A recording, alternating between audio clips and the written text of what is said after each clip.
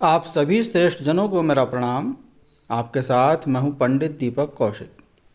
वृश्चिक राशि वालों के लिए स्वास्थ्य के दृष्टिकोण से साल 2025 औसत रह सकता है। साल के शुरुआती महीनों में खासकर मार्च तक शनि का चतुर्थ भाव में गोचर स्वास्थ्य के दृष्टिकोण से अच्छा नहीं है। विशेषकर जिन्हें सीने से संबंधित कोई तकलीफ है, घुटनों से संबंधित कोई तकलीफ है, कमर से संबंधित कोई परेशानी है अथवा मस्तिष्क या सिर दर्द इत्यादि से संबंधित कोई समस्या है, तो उन्हें इस अवधि में स्वास्थ्य के प्रति पूरी तरह से जागरूक रहने की आवश्यकता रहेगी। लेकिन मार्च के बाद शनि का गोचर आपके स्वास्थ्य में सुधार करना प्रारंभ करेंगे। शिक्षा के दृष्टिकोण से भी यह साल औसत परिणाम देता हुआ प्रतीत हो रहा है। इस वर्ष आपके चतुर्थ और पंचम भाव पर शनि और राहु का प्रभाव आता जाता रहेगा। स्वाभाविक है कि ऐसी स्थिति में अपने सब्जेक्ट पर प्रॉपर फोकस बनाए रखना कठिन होगा। जो लोग अध्ययन के प्रति अधिक गंभीर नहीं रहते हैं अथवा कम समय में अभी तक अच्छे परिणाम प्राप्त करते रहे हैं, उन्हें इस वर्ष अपने अध्ययन के टाइम को बढ़ाने की आवश्यकता रहेगी। बृहस्पति का गोचर भी मई महीने के मध्य भाग से पहले आपको ज़्यादा अच्छे परिणाम देना चाहेगा, लेकिन मई मध्य के बाद खूब मेहनत की आवश्यकता का संकेत बृहस्पति का गोचर भी कर रहा है। हालांकि शोध के विद्यार्थियों को बृहस्पति का गोचर मई मध्य के बाद भी अच्छे परिणाम देगा, लेकिन अन्य विद्यार्थियों को अपेक्षाकृत अधिक मेहनत करने की आवश्यकता रहेगी। व्यवसाय के मामले में साल 2025 के शुरुआत से लेकर मई महीने के मध्य भाग तक बृहस्पति का सप्तम भाव में गोचर व्यवसाय में काफ़ी अच्छे परिणाम दे सकता है। अतः नए व्यवसाय को लेकर नए प्रयोग करने के लिए यह समय अवधि अच्छी कही जाएगी। जो कुछ नए प्रयोग करने हैं इसी अवधि में कर लेना ज़्यादा अच्छा रहेगा।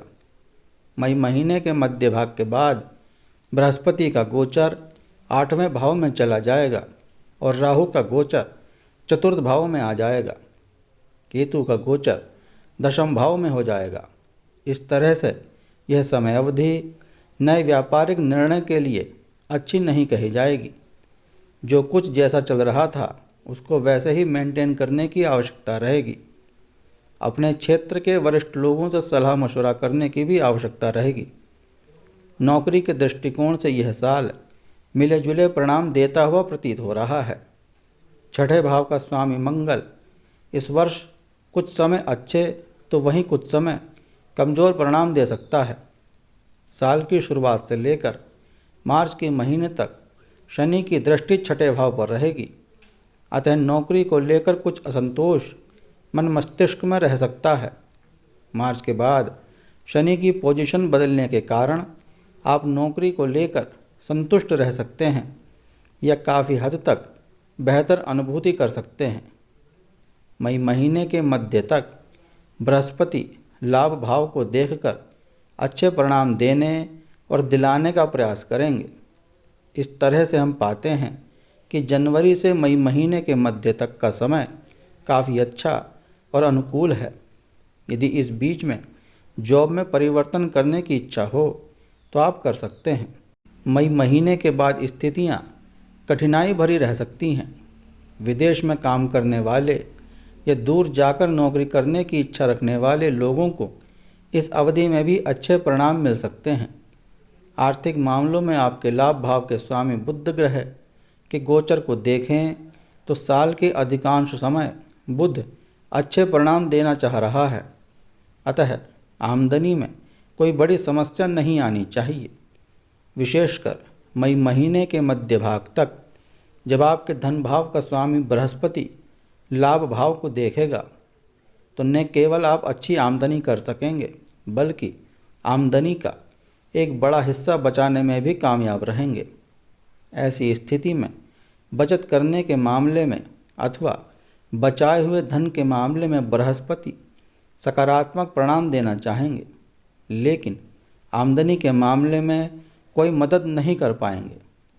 कहने का तात्पर्य यह है कि साल की शुरुआत से लेकर मई महीने के मध्य तक का समय आमदनी के दृष्टिकोण से काफ़ी अच्छा है, तो वहीं बाद का समय आमदनी के दृष्टिकोण से थोड़ा सा कमज़ोर लेकिन बचत के दृष्टिकोण से अच्छा बना रहेगा।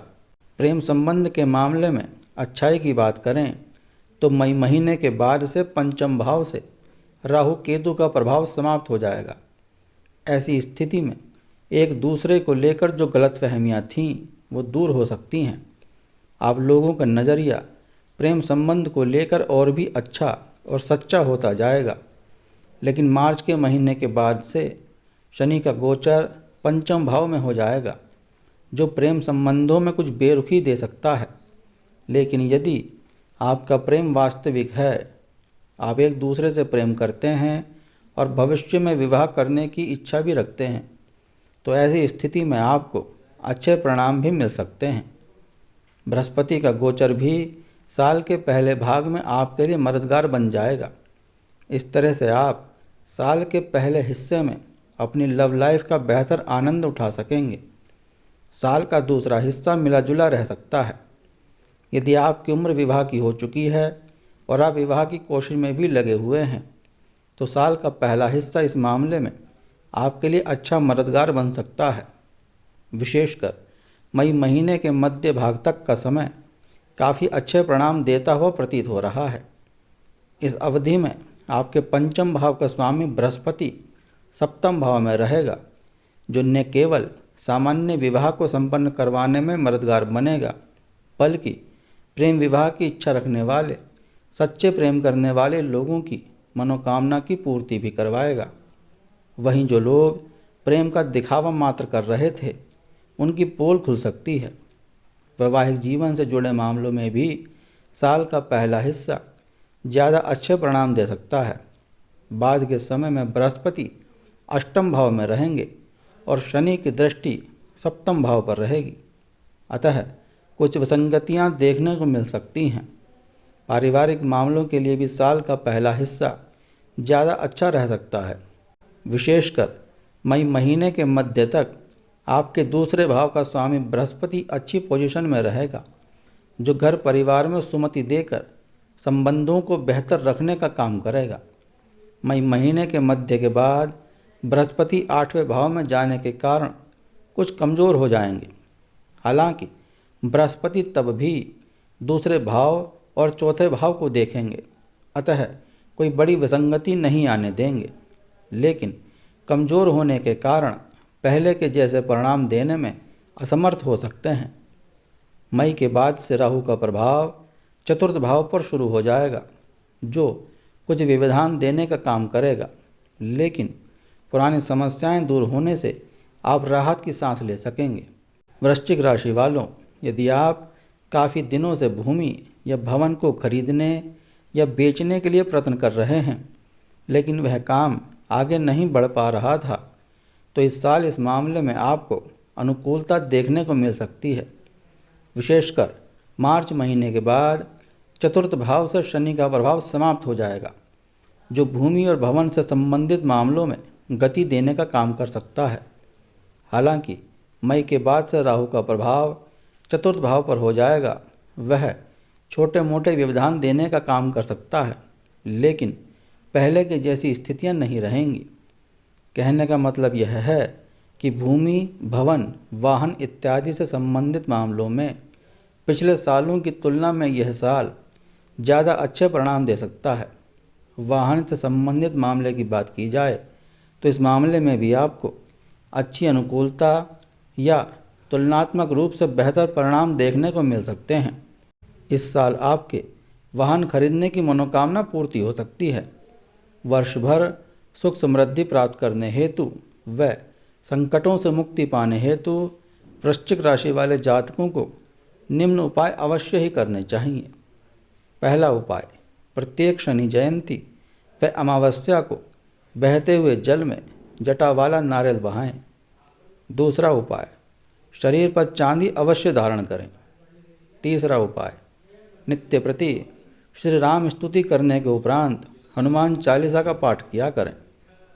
चौथा उपाय, पूर्णिमा का व्रत किया करें व यथा सामर्थ्य मंदिर में चने की दाल का दान करें। पांचवा उपाय, वर्ष के दोनों अयनों में एक एक बार संपूर्ण रामायण का पाठ अवश्य करें।